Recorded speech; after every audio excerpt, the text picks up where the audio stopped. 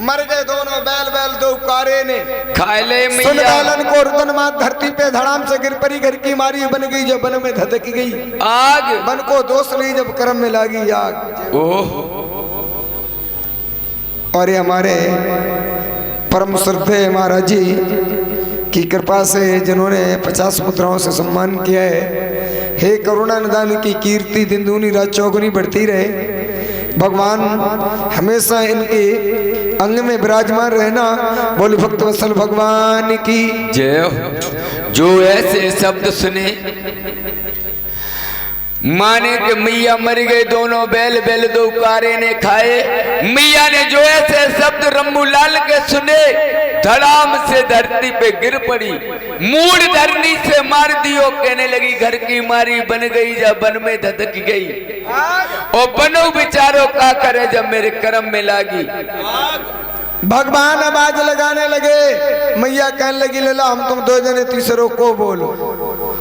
मैया कहने लगी भूत प्रेत देव दानव मोह मत डर पाओ, घरे जाए कि तुम्हारी गोगा भी चौहान सोचने लगे। मैया घबरा गई, भूतन पूजा दे रही। कहने लगी मैया हमें तेरे पेट के उतारी, अगर तू पूजा मोह दे दे तो तेरे दोनों बैल हम जिंदा। मैया कहने लगी ले घर में ही वेद हकीम में। मैया कहने लगी बेटा तेरी पूजा में क्या है लाल।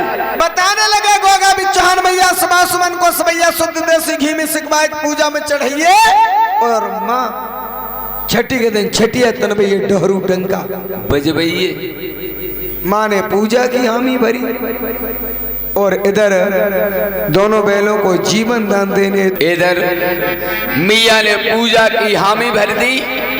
गोगा भी चौहान फिर से ब्राह्मण का भेष रख लिया। कालिया नाग नागनी के पास पहुंचे। कालिया नाग को उठाया, जूना की तरह ऐठने लगी।